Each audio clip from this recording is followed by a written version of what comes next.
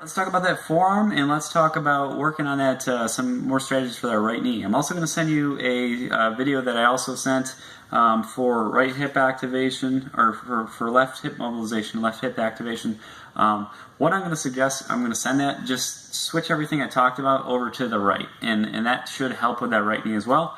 So there's some strategies for that in addition, but I'm also going to throw on some extra little tweaks in your particular case to help out that right lower knee pain. But let's talk about the forearms real quick. A difficult part of the body to really work on, but hopefully I could throw some strategies at you today that might be able to help a little bit. So I'm just going to go over those. If they help, that's great. If you need any more, I'm certainly able to get another video out to you. But hopefully these are some strategies that maybe you haven't been working on. So the first one, I'm sure this is going to be a little silly, but it's actually a great thing to do. Kind of being more like a little kid again. In this room, I always think about Star Wars, the Star Wars kid, that original meme there. But creating baton spins. So there's two different ways you could do this, and they affect your wrists in two different ways. But simply just staying at home and creating rotation with a PVC pipe or a dowel is a great way to create more wrist mobility. So there's a couple things you can do while you do this. So one way is to keep your hips focused and your knees locked in place as well, and just literally doing active movement through the arms and wrist. And now as you're doing this, you can slide up on the pole and create a little bit more of a different style of rotation, or just go right down the middle again and create more. So this is something you can spend anywhere from 30 seconds to a minute and do a couple rounds on a day, just improving that wrist mobility, creating some lengthening through the forearm muscles as well, hopefully preventing some of that elbow injury in the beginning.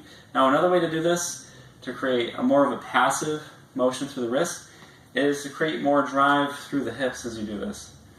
So I'm really trying to keep my wrists loose, and I'm trying to use more of my hips and my core to drive this motion. You see how the motion kind of slowed down because I'm allowing the force of my body to try to move this instead of my wrist. I'm using my wrist a little bit, but I'm using more of my body to try to drive that motion.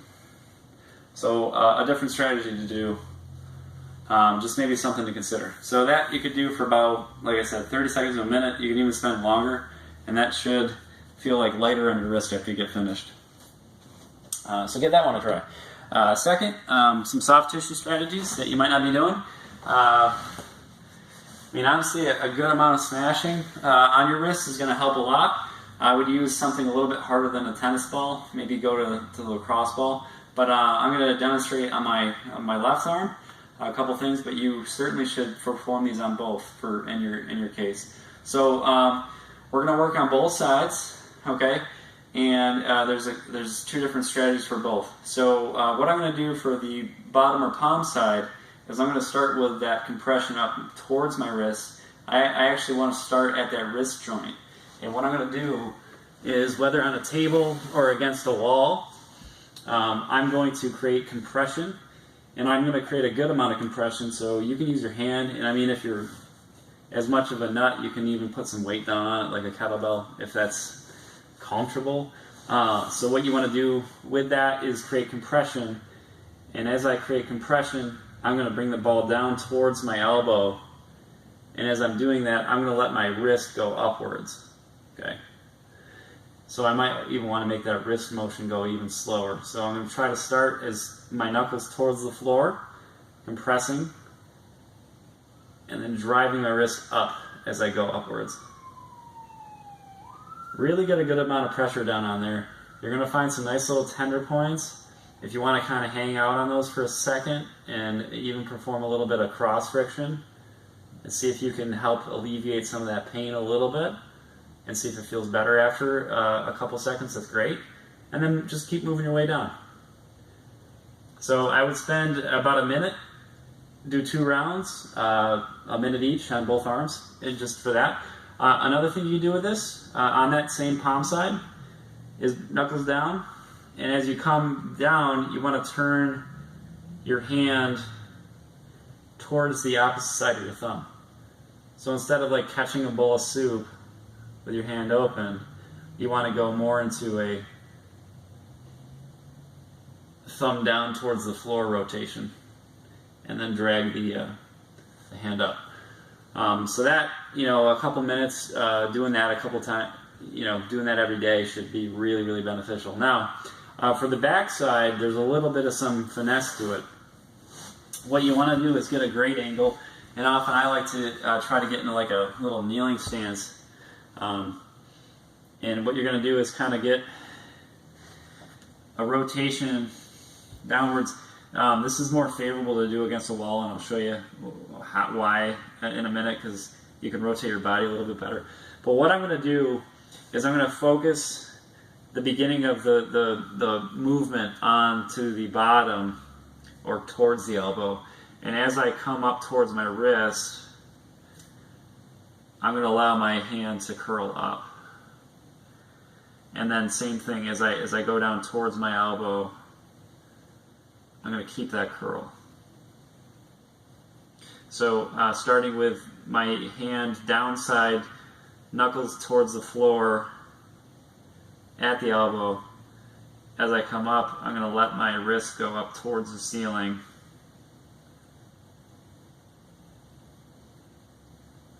And then just go back down with my wrists still up towards the ceiling. You're going to hit a lot of fantastic little spots on this side. And what I'd recommend is, if you get to some of those spots, just do some cross rotation with some compression. And then you can also spend some time trying to turn that wrist in and out on that area too. So instead of wiggling at the point, you can wiggle at your wrist and see if you can get some release through that as well. And once again, you can spend a couple sets of minute long compressions with some mobility through those. Those should help out a lot. And honestly, I perform those every day right now. So a couple other stretch strategies for those. I don't exactly like just holds in particular. I like to perform motions. So some repetition with this is ideal. Slow and controlled though.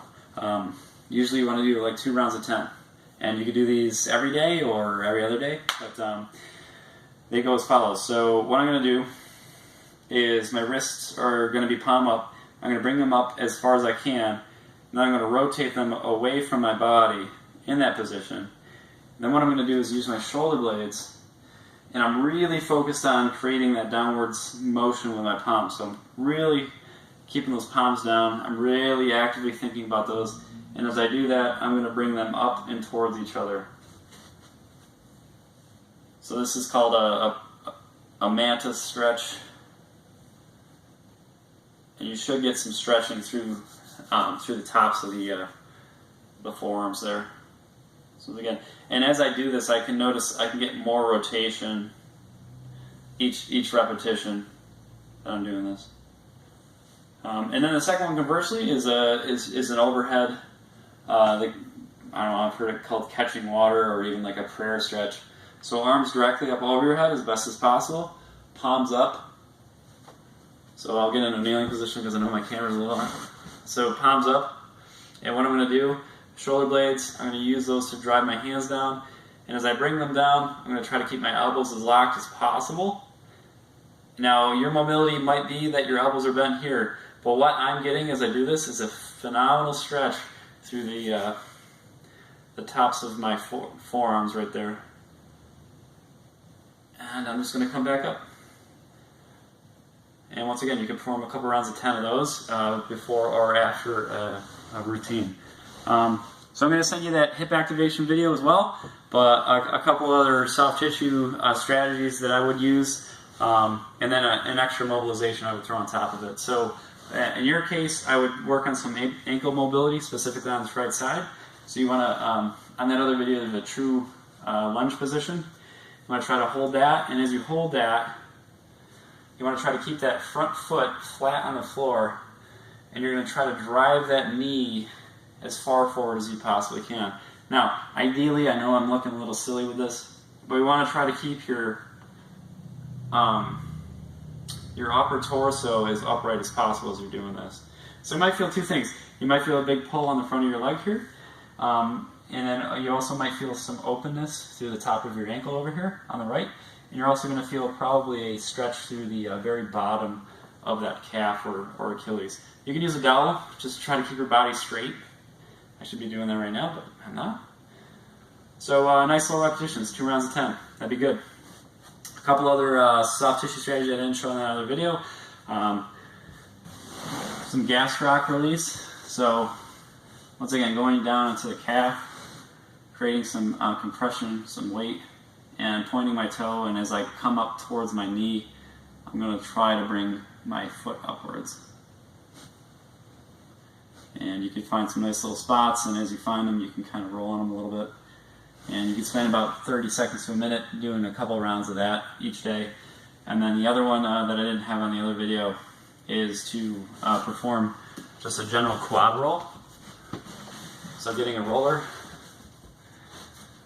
and just doing a general rolling through the quad. So I'm going to put a good amount of weight down on it, keeping my legs straight as I start, and as I roll up that quad, I'm going to try to bend my knee and flex my ankle, or flex my heel towards my butt as I roll through that. You can do like, anywhere from 10 to 20 rolls, a couple rounds. Okay, so I hope you can use those strategies. I'm going to send you those other 2 videos as well. If you guys have any questions, just let me know.